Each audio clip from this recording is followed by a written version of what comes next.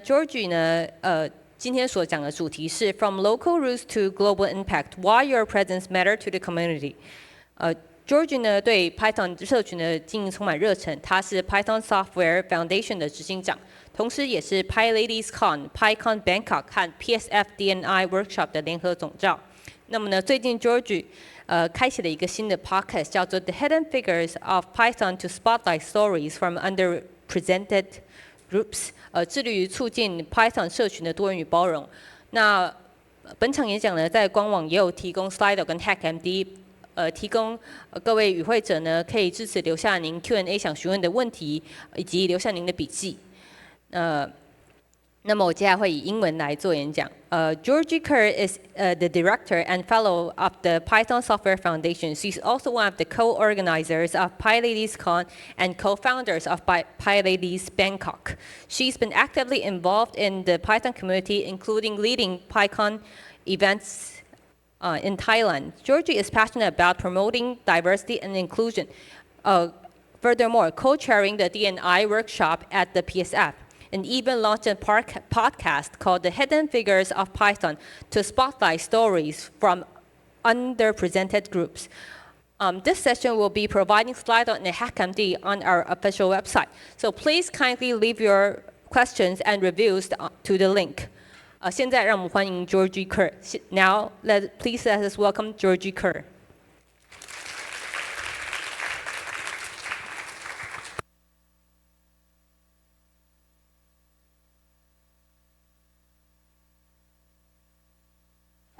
Hello， 好，大家好。那我要先让你们知道，其实我会说中文，不过我们的演讲会以英文说，因为我们有国际朋友嘛。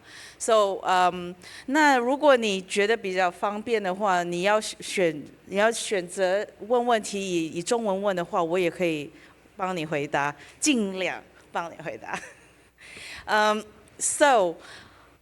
Don't worry, friends, I'm not going to speak in Mandarin, so I'm going to speak in English, but I'm just explaining to everyone about the reason why I'm going to speak in English, because we have a lot of international speakers here and attendees here, so it would be nice to actually speak in English so that we be more inclusive for everyone.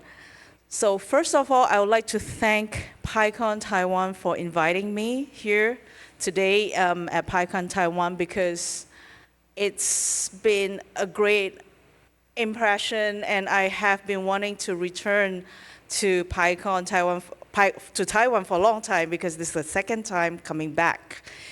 So before I start off, I would like to ask around everyone here, who is the first time attending PyCon?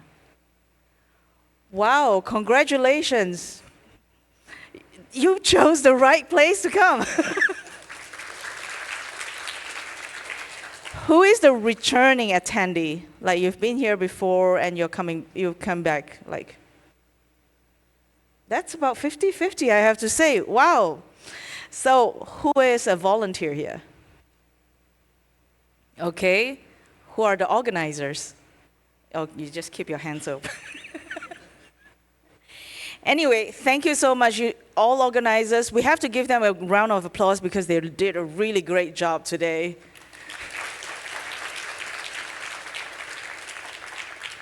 So the question always asked when we have some stage of our life is like, why are you here?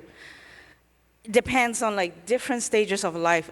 I don't know why we always come up with this question, like, why are we here? Is there a reason for what we are doing? And this kind of question always come out whether you're young or you're old.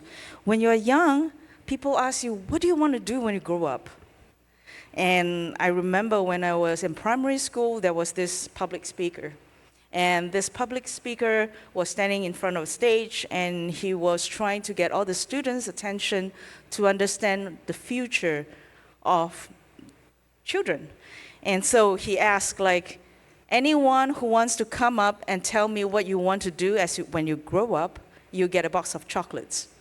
So everybody was, yeah, I want to be in. And it was after lunch. I won a box of chocolates too, and I go, yeah, me too. And but the problem is, as the line was getting closer and closer, I was like, I still don't know what I want to do.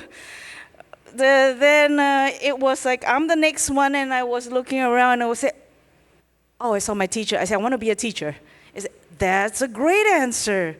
So why do you want to be a teacher? Because I want to teach and provide education for more people. Great answer. For that, I'm going to give you an extra chocolates. So I was like, is that for me? He said, nope, it's for your teacher. I thought I could get an extra one. And guess what happened to the rest of the people behind me? More and more teachers coming up for the future in our school. So our stage of life always have this problem where we always ask, what do we want to do? Even when we graduate, we will have questions like, am I making the right choice? Is this the right decision? Am I going to continue studying master or PhD? Or should I just change the job, something different? Then when we actually start working, we start to ask the same question, what am I going to do next? Is this the right decision? So I'm not going to be the psychologist to bore you down with this, but there are always questions asking ourselves, like, why? We always ask ourselves why for everything. Turns out, we humans are system seeking. We like to find how the logic works, everything. We like to find the relationship between one system to another, even if it's human. Even if your best friend calls you today and say, hey, I want to introduce my new girlfriend to you. And you say, sure, let's go for dinner. And you will go dinner with them, and then you look at the girl, and you look at your friend, and you look at the girl, and you look at the friend, and you wonder why the girl chose your friend. The relationship, you try to figure out what was the relationship behind. No, my name is Georgie, of course, and I'm one of the directors from the board. Among 12 others, you might see some familiar faces, which is here today too. Kwon Han, which is also one of the directors, he's here, say hi, yep, he's there. And 11 others. So I am a little different from the rest of the board members here. You see, unlike most of the directors on board who works somehow one another with related to programming, I don't program by profession. I am not a programmer. Do I know how to code? Yes, I do know how to code. Is this the passion that I'm going to go through every time? No. Sorry. But why do I get into the Python community? Well, it turns out that I only code when I am involved in projects that I know that I need to code and I want to solve the problems, and that's how I actually start coding.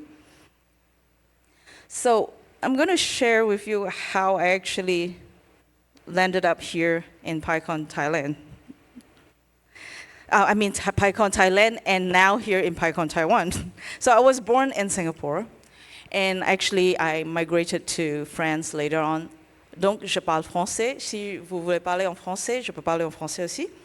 And then I moved to Thailand for 12 years, and in between I lived in Indonesia. So when I was in Thailand, I was working on a project, and I couldn't find a solution to my project.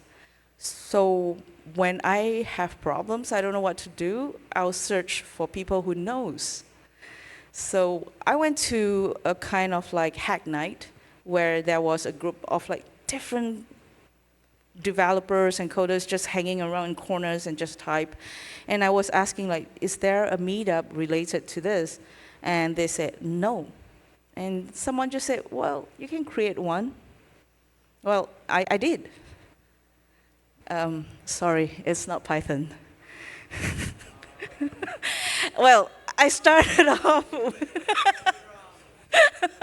I started off creating the Ruby community, and I know that it didn't work if I do it alone, so I actually asked 2 friends to come in together and also pull my partner to make up the numbers so that so I'm sorry, it happens that sometimes we do make use of our family members and close ones to help. Well, then after working on the Ruby community, and it was doing really well. Actually, right now it's still pretty active. The PyCon Thailand organizers reached out to me, and they wanted me to help them to do a logo. So I said, well, why not? I'm pretty good at design, I can do that. And that's where I started. And before I move on, I have to tell you that this logo is no longer active, and it's no longer something that PyCon Thailand is using, because back then, I didn't know that we broke the rules. And there was actually specific rules that we have to learn about before we use the Python logo. So a good friend of ours, a few years later, nicely came to me and said, Georgie, I think you have to take down that logo and change it because it does not comply to the rules. So if you would like to create something related to Python projects that you want to design logos, please do reach out to the trademark work group. And one of them happens to be here, Iqbal, there. So you can always ask him for questions, and he will happily help you with that. So, yep. And the next year, I actually started to help out more. As volunteers, you know, once you get the feeling, you say, yeah, let's do it again. Next year, you get to more involved. And that's where I start to work on the marketing, the branding, and the design, and also help them out with the sponsorship. And the following year, in 2020, the community and Python just say, oh, I think we need someone to lead. And that's where I actually step up and lead the PyCon Thailand. And that is the problem later on because COVID happened. So there was no PyCon Thailand. However, we were talking about following up, perhaps next year, 2021, PyCon APAC could work. So we were very hopeful that COVID would just be over in 2021, and we actually started to apply and propose to be the host for PyCon APAC. However, COVID persists, and everyone around APAC actually start to close and cancel their conferences. It was very gloomy and very sad for a lot of organizers. So I came up with this idea and said, like, you know what? We have all these APAC people coming together, and we should actually make it a truly APAC event. And that's where I came up with the idea of doing PyCon APAC, where we have a group of 3 to 5 speakers from each country, getting your organizers to curate speakers so we don't have to worry, and allow multi-languages for them to present. And that's where we come up with the very first PyCon APAC online with 9 countries joining. And you can see here, there's one of our keynote speakers happened to be the previous digital minister, Audrey Tang in Taiwan. So then, of course, life goes on, and I moved to Netherlands. So all this while, when I was actually creating events and all this, people were wondering, like, why can I do so much, and why am I so good at what I'm doing? So I have to tell you that's because it was one of my strengths. See, when I was 17, I started working in the radio station, and I was working for like cross with like international and like working with people in Taiwan, in Hong Kong, and that's why I actually can 我也会说一点闽南语，就是因为这样子。我会晓讲啦，但是不会记了。真久不会记了，啊是叫我讲阿嬷阿公的话，我会晓啦。No, so you see, the thing is that creating space is something that I'm so good at that I could continue. And along the way, I actually start to realize that I can continue to use what I'm interested in and to build it up. So that's where I continue to work on branding, on design, and on marketing. And while I was actually doing all the Python events, sometimes someone will ask me like, George, you have been doing all these events for a long time. So why don't you just give a talk about Python? I was like, no. I said, no, I don't want to, because I enjoy listening. How many of you here are speakers? Higher, put your hands higher so everyone can see. Don't be shy. Can you see most of us here are not speakers? Can you imagine if a stage full of speakers, a group full of speakers and no listeners? It won't work. And I want to be a listener. And I enjoy listening and discovering new things about how people use Python to create new stuff. And then I would say, oh, I like that. I'm going to steal that idea and use it for certain things that I think I could use it to solve. And that's why I think it wasn't a problem. So creating a space to share is so important, because by creating a space for us to share, most of us here who are here to listen, we learn and we gain things that we want to learn for. Every one of us has a reason and a different one when we come here to learn. So I remember one of this event while I was sitting there as an audience listening in PyCon Thailand, one of the talks. And Lena from PyLadies Tokyo came up and she was talking about PyLadies, how she founded PyLadies. And it struck me that there was actually a need of PyLadies in Thailand. You see, over the years when I was setting up and creating events and all this, I was either the only one who is female there, or when days are lucky, I strike a lottery, there will be 5 of them or 3 of them there. And that's the best. So I realized that I felt uncomfortable sometimes.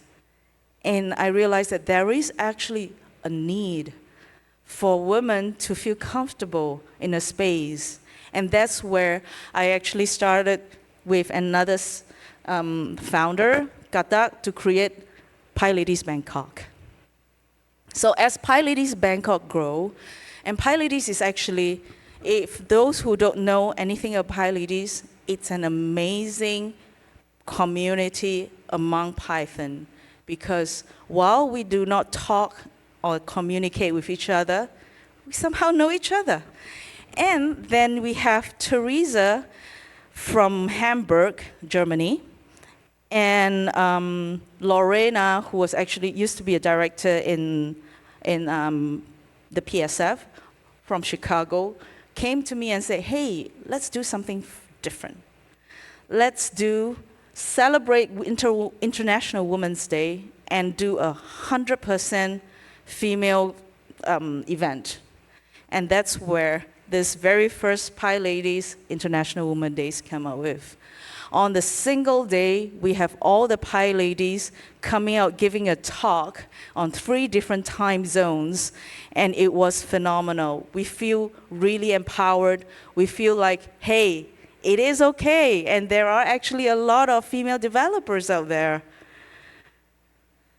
And thank you. So, as this goes on, Python community is so powerful that people hears you without seeing you. So then I received an email from Marlene, who is actually a previous director, and mentioned that the PSF wanted to set up the new diversity and inclusion work group. Diversity and inclusion work group. Anyone knows what diversity and inclusion work group is? Yes, Iqbal, would you want to explain?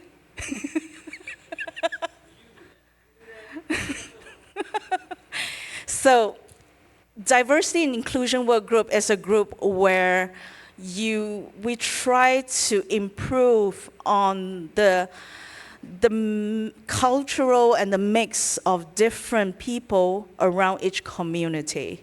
And that is where, when we actually come up together, we don't talk about like, hey, we need more people from Africa here, and we need more people from China here, or more people from Indonesia here. It doesn't work that way. So we talk about what's the problem with decisions that we make that is not inclusive. Inclusive is not only about race. Inclusive is not only about how we look like. Inclusive is also regarding whether we have disabilities, whether we have each different people think differently. That is part of diversity and inclusion.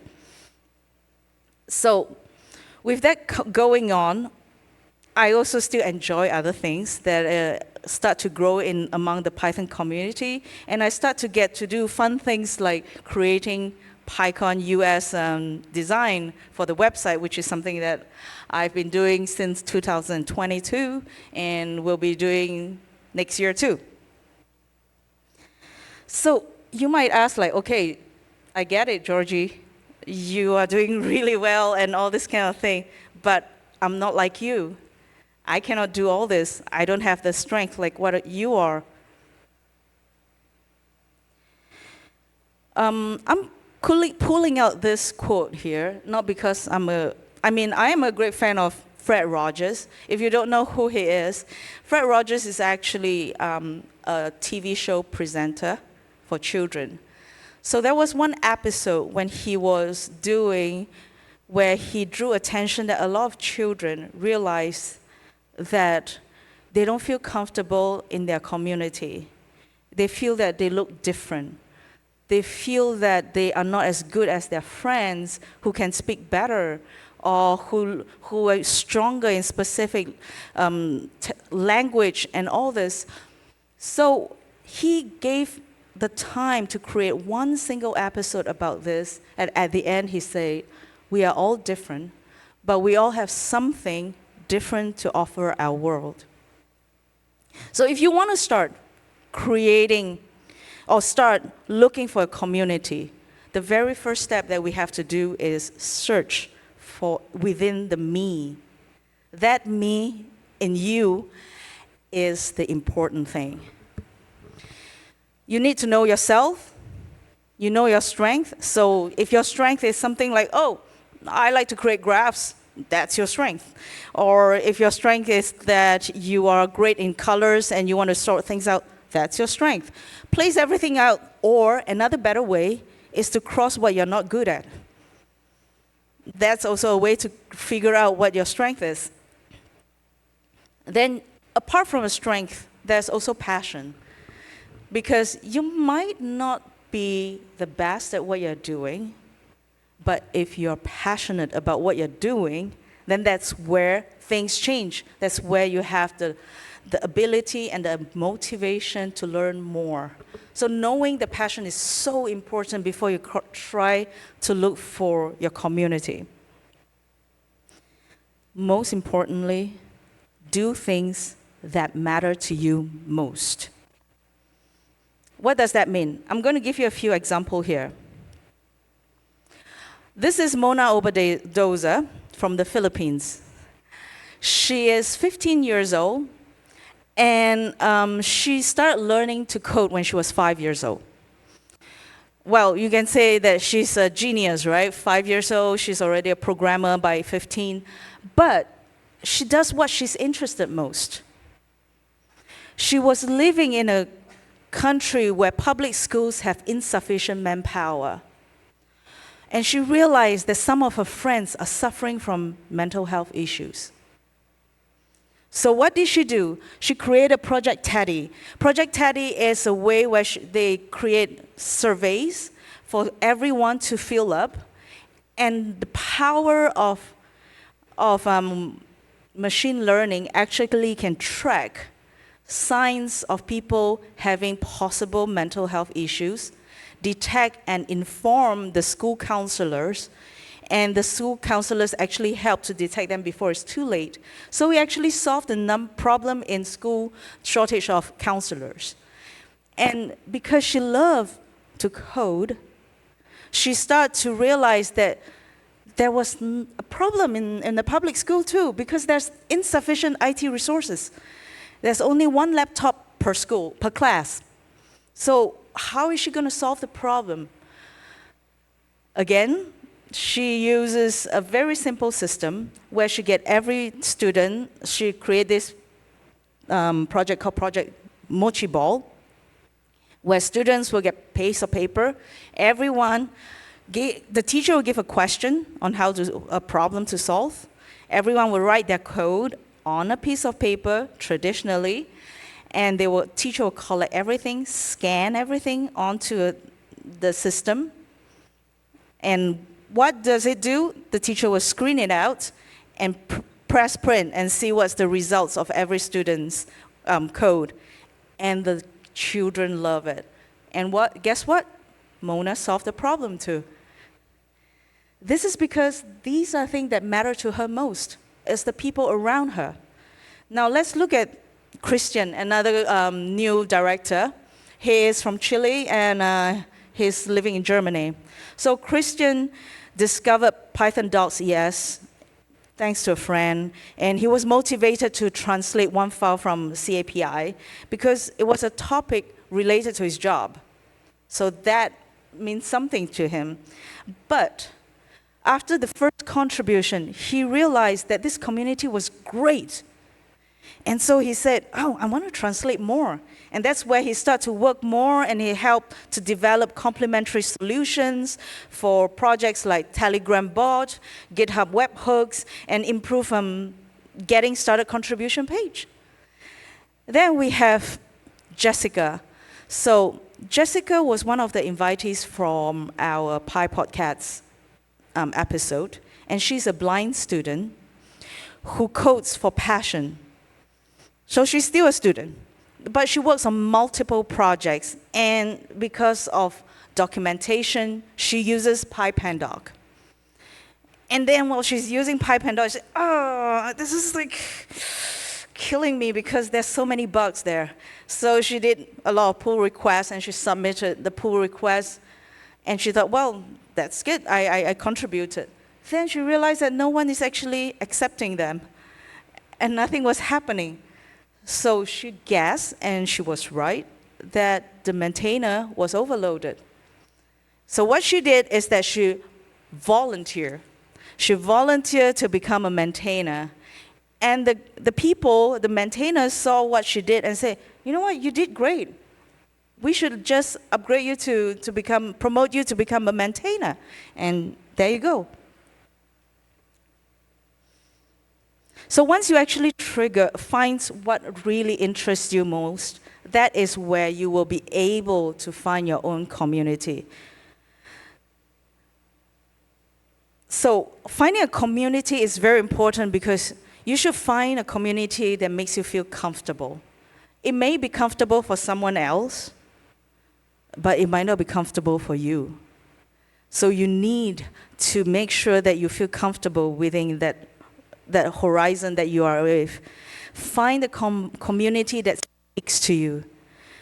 And you know what? Python turned out to be one of the most friendliest open source community here. In GitHub blog post, it says that it has an expansive, supportive community of users, huge community with documentation, tutorials, tips, and tricks to master the language. And an upgrade article, you can wonder, like, what is upgrade? Actually, I don't know too. I just pull out the article and I find that it was very interesting. It says, like, if somebody has an issue with Python language, they can get instant support from developers of all levels, ranging from beginners to expert in a community.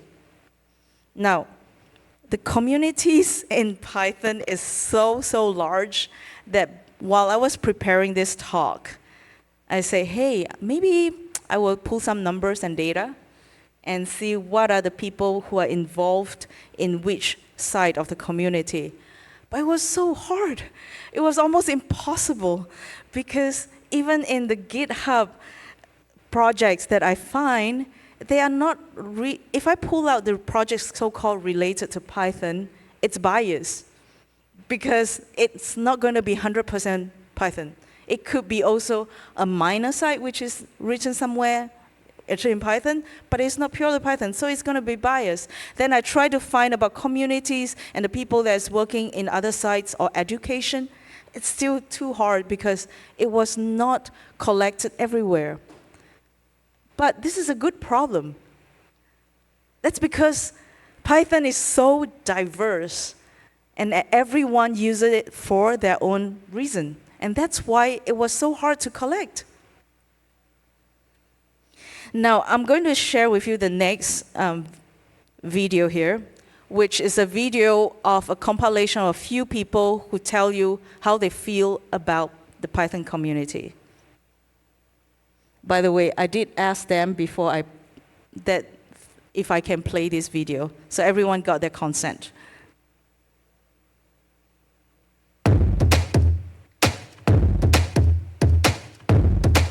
People. It's the people of Python community who give you that warmth. Python meetups and conferences are I think they are my savior. I've been participating in some of the conferences that are local, like Pi Cascades and Puppy, which is the Puget Sound programming Python group. And I had the privilege just a couple of months ago of giving one of the lightning talks.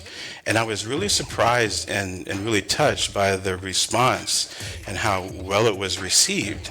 And the great thing about that was being able to help new people to Python, of course myself included, feel more welcomed into the Python community. I went to a PyLadies event in Vancouver. The vibe was completely different from any other programming meetup I'd ever been to. I did not feel like I was being tested or anything like that. And even though I felt very new, people were just saying like, yeah, just make a 5-minute talk about whatever you're learning and come back. I'm like, what is this strange place I have landed in? But it was really nice. After seeing a post for a call for proposals, I didn't know anything about PyCon US or any other conference for that matter. I was just learning PyCon on my own, just kind of isolated. And I thought, whoa, there's an actual conference where other people like me go and hang out. I submitted a proposal, it got accepted, and I was extremely excited to go because up to that point I had never really met other Pythonistas before, and when I was there, I just had such an incredible time. I thought to myself, I don't think I can miss this again. Python community is really where I started my whole journey. Engagement, I remember I just joined the Python Tech Conference because I love programming in Python. I wanted to learn more, and I found out that they were having lightning talks, and so I decided, you know what, why not? And even though I was only around perhaps 10 years old or something like that at the time, they were all very supportive of me. I was so nervous to be speaking in front of such a big crowd for the very first time, but they were all so supportive and so engaged in my presentation, and they really made me feel welcomed and appreciated. And yeah, really what gave me the confidence to try other speaking opportunities, try signing up for summer camps, schools, and that kind of thing, where I could learn how to code and improve my coding skills as well and get more involved with the tech community. I had a great experience with an open source software project that was written in Python. I was testing. I was performing quality assurance. And it was just such a welcoming experience where there were really clear instructions about how to get started. And then when I needed some more resources in order to continue to do my work, I got those resources. And that made an impression on me. And already there were people that I knew socially or people I knew professionally who worked in Python.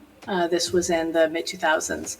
But I think that experience was one of the ones that gave me a bit of a glimpse of how, in general, we as people who work in Python try to treat each other, right? One of the things that I really love about open source software is a lot of openness to new ideas and new people, and the idea that a stranger, someone that I've never met, someone who doesn't look like me or think like me or talk like me, might show up right now and have an idea, have a suggestion, have maybe a bug report that would be really valuable for all of us, right? And that experience has just proven true over and over again. The reason I keep coming back is for the language and even more importantly, the people. The people really make PyCon something special for me, whether it's learning from you, sharing with you, seeing cool things you've made. It is an experience that it's really hard to describe until you've been there, but it's definitely worthwhile.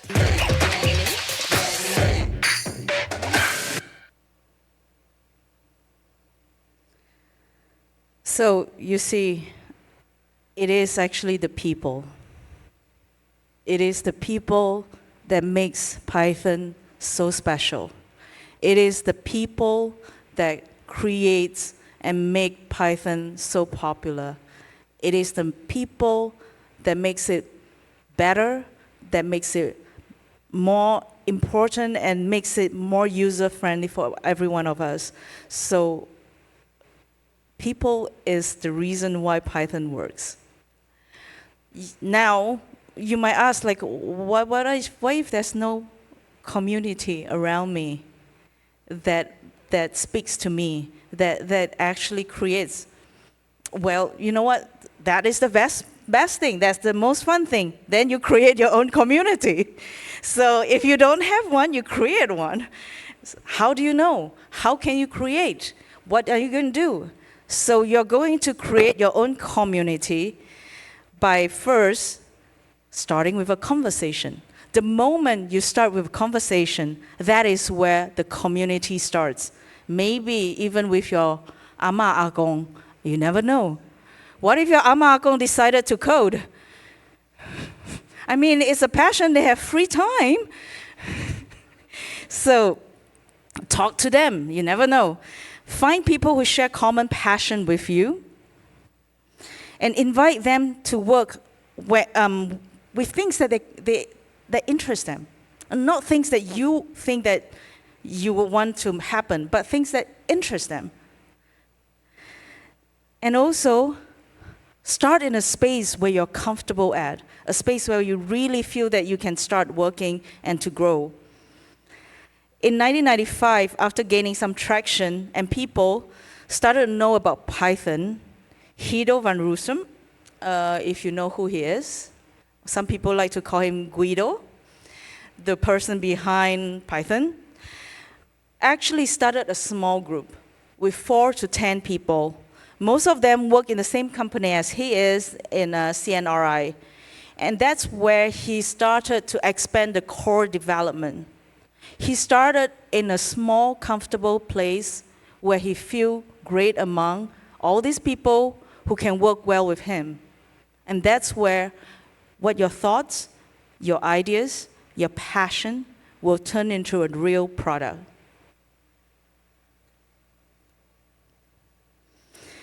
Then, another part which is very important is trust. You need to trust that there are people around you working differently. You need to trust that a problem has more than one solution. Even though you might know that that your solution will work, trust that they could actually come up with something different. If you know that your solution could actually make it better, suggest. Make it collaborative. Make it work for both ways, for 3 ways, or everyone. And finally, the most important thing, the moment a community starts, it is no longer about me. It's about we. So don't think that a community, when it starts, that it comes from you, that's your community. Because when it comes to community, you think about other people. It's hard. It's going to be harder, a lot harder, because there will be differences, there will be styles that's different, but it will work better, and it will be more solid, and what you create will be much, much better than what you can think you have. So now, once you have something that's stronger, then we can talk about global. Because you need to be strong within your local community. Then you can spread out to talk more about global, I mean. So how do you do that? I think a few of you from here who are community leaders have maybe done some of these suggestions already. First, promote and share your activities. Use social media in the right way. So if the local works well for like Facebook or Meetup or Mastodon, whichever that works better for you, then use that. However, do not forget about the global community. So check to know which channel, social channel, actually works, and create those channels and share. Python community works in an amazing way. When we see it, we share. Even if you get 2 reposts, it makes a difference.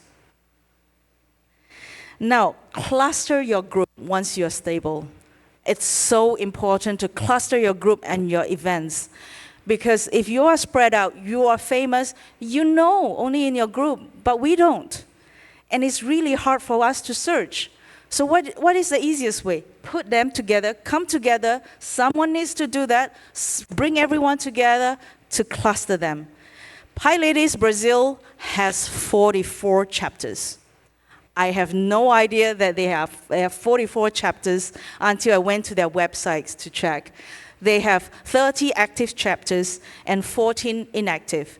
By going to this website, I know that which ones are active, I know how I can contact them, and I know which chapters are inactive. So cluster your group and start to do something better. Seek help and share resources. This is something that sometimes Asian we are hard to do. Like we are afraid to ask for help. But it is so, so important to ask for help. Tim Schillings is a DjangoCon organizer, and it's happening now, DjangoCon in the US. And he was starting to create a community and a platform online. So he contacted me and said, Georgie, you have actually created some platform online for PyCon US. Can you actually show me how to do that? So I happily shared my resources. I have a template on how to create the volunteers, on how to set up everything, shared it with him. He was grateful. What am I going to do? I'm not going to keep those resources with me forever.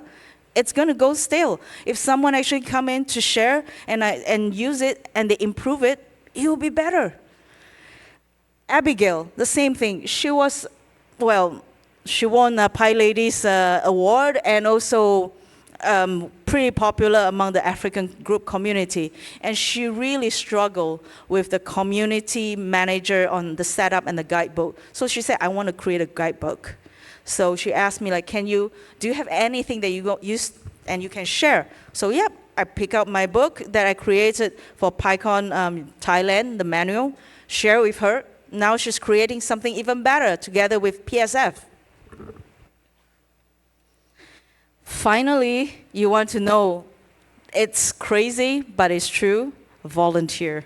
You actually need to volunteer in global, regional projects. That's where you actually will learn more, because every different larger organization and all larger community organizers create and have better results and better solutions. That's where you learn, and that's where you learn how to manage people. And you might think, oh yeah, I'm actually doing volunteer, I'm an organizer. what's good for me. The truth is, if you know how to manage a bunch of volunteers who don't work for money, you will definitely be better managing people who work for money. All right, so finally, you will talk about sustainability, how to keep it going. But it's not what I'm going to talk about today. Because that will be more for community leaders, and that will be another talk that I'll be giving in PyCon APAC later on. So that's about it for today, because I would just want to share with you that it's so important that you should not forget that what you're doing is not nothing. It's really important. We see you and we hear you. So we are here for question and answer. Thank you.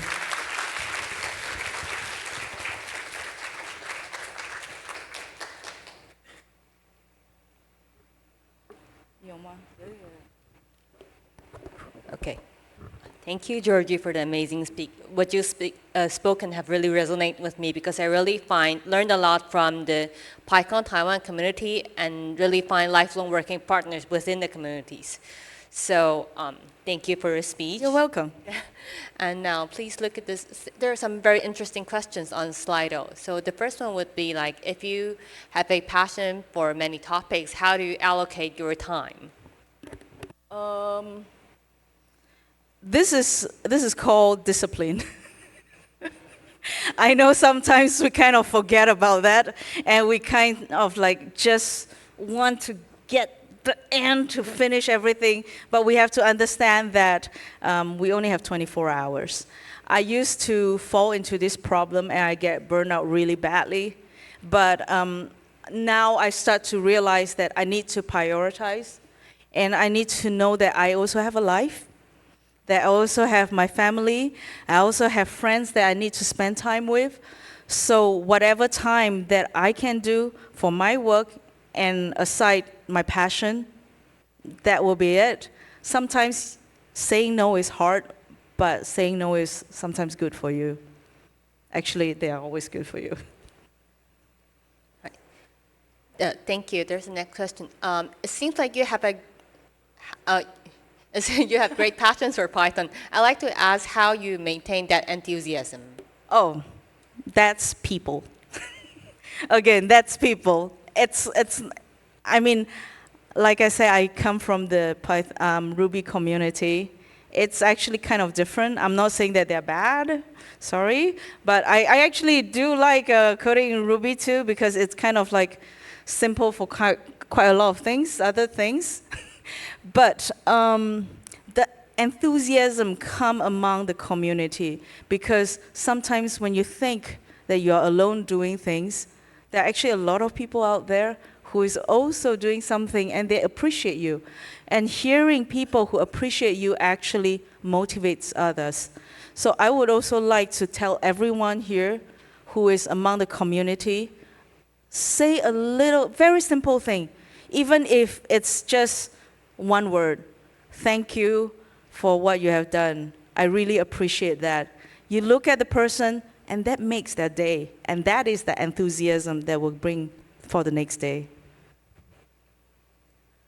Yeah. Oh. And the next question, although you did say like discipline is the key for work-life balance, some of our audience still would like to know, like as a seminar volunteer, they are really curious about how you balance work-life and volunteer activities. Can you speak more of that? Mm-hmm.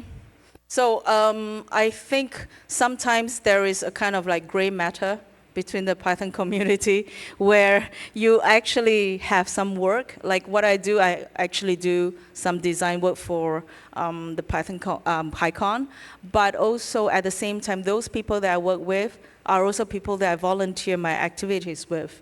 So somehow, believe it or not, the community kind of becoming part of your life.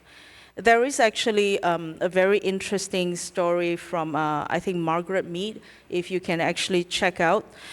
They say that actually we are all humans and we cannot live alone. Organism and everything, any animal, always need each other. If you live alone, you'll be miserable and you cannot grow. So it's very important that you have the group of community that makes you feel good, and it actually eventually become part of your life, and also know how to. It's like that's the kind of balance where you cannot. It's not a graph where you have to draw like that and say that is 50%, that is 20%. It's impossible. But you do have to know yourself when you feel the itch that, no, I'm getting too tired of that, I need to pause. So that is, you yourself actually do have the drawing line to stop. Yeah. Okay. And the next question, as we all understand that PyCon is solely run by volunteers without paying any money. So as when you're managing a community, it's never entirely smooth. If you encounter community issues, how would you address them? And could you share some experiences? This requires some time. Communication is actually very sensitive because you have to first understand the culture and how the person is, who you are talking to, because different people actually react to a sentence differently.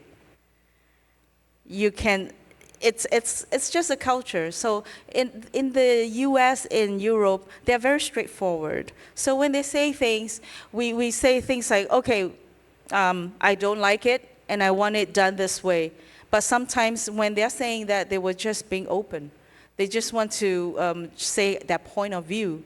But that doesn't mean that they actually say no to you only. And that actually hurts the Asian part of the region because we are so sensitive and we think that it was a huge no and 100% no. So understanding the culture is so important. So I think before you start talking to someone else, look around how this person is with, who they are with, and understand before you speak.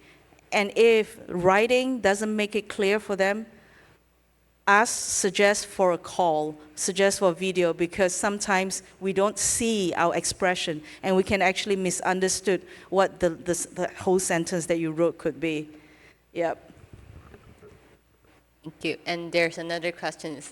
Someone in the audience very inspired of your speech. If he or she wanted to create his own community, can you provide any advices? Yep. That's what was some of the points there. So start with talking to people.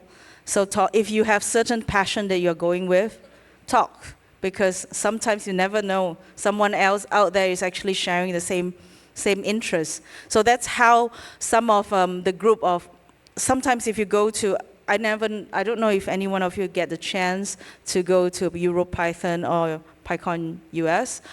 We do have like a group of people sitting there, and sometimes we're talking about like, you know what, this problem has been hanging around my head for a long time. There should be a better solution to create that.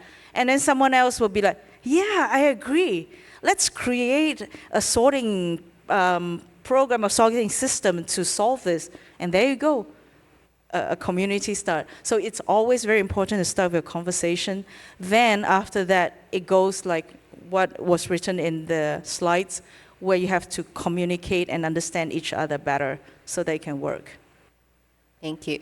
And the next question would be, what is your best advice for Python beginners, like how to learn Python by yourself? Oh, this is a fun question.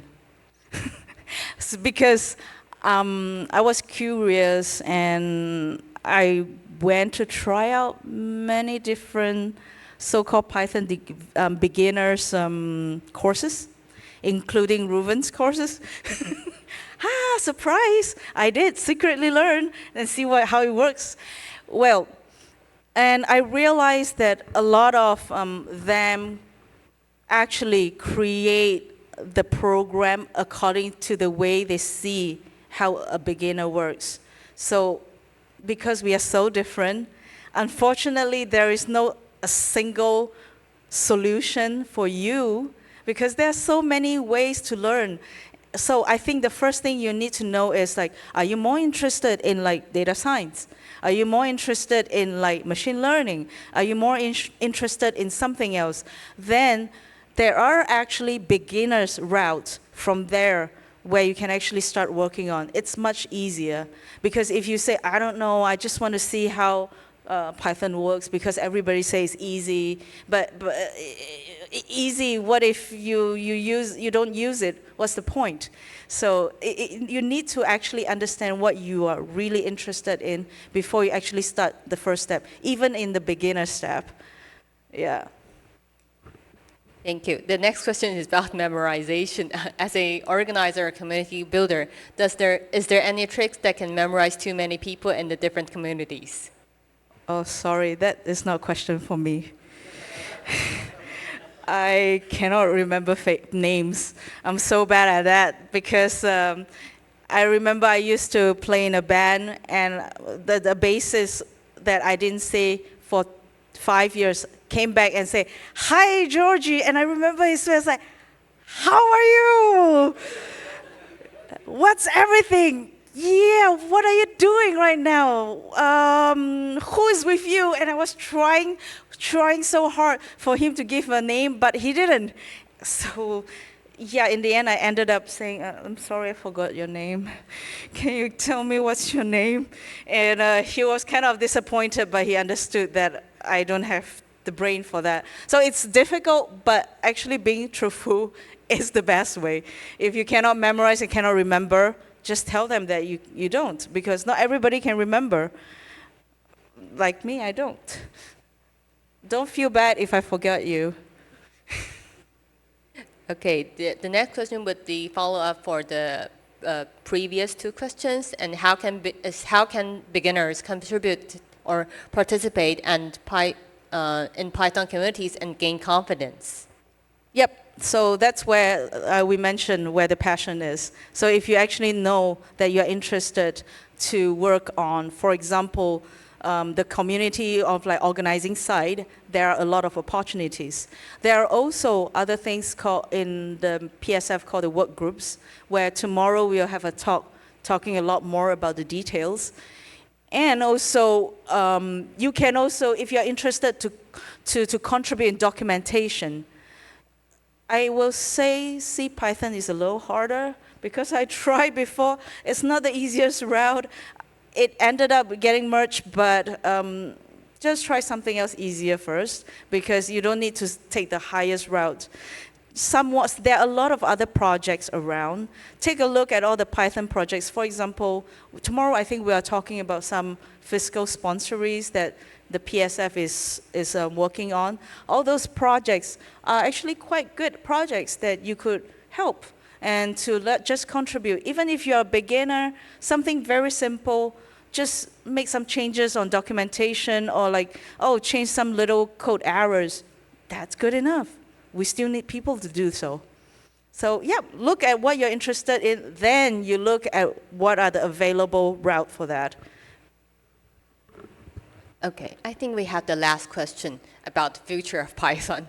Should we be concerned about Python's future relevance?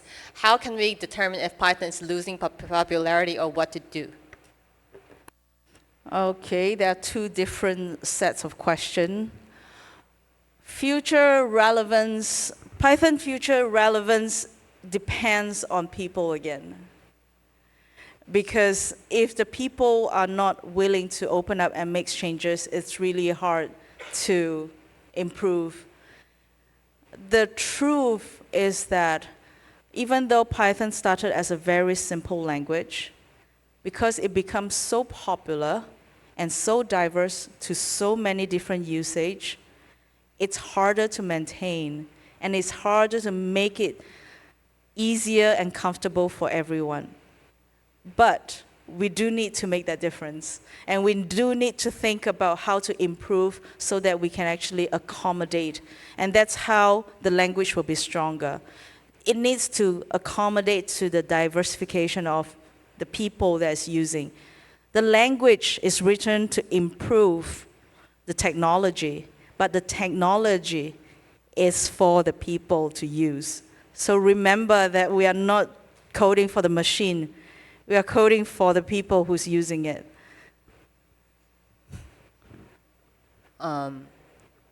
I think the time is up now. Yep. So unfortunately, but you can still talk to Georgie. She's Yep. gonna be in outside to talk about follow-up questions with everyone in the audience, with people who have questions in the audience. And thank you all for joining this session. Thank you. 谢谢。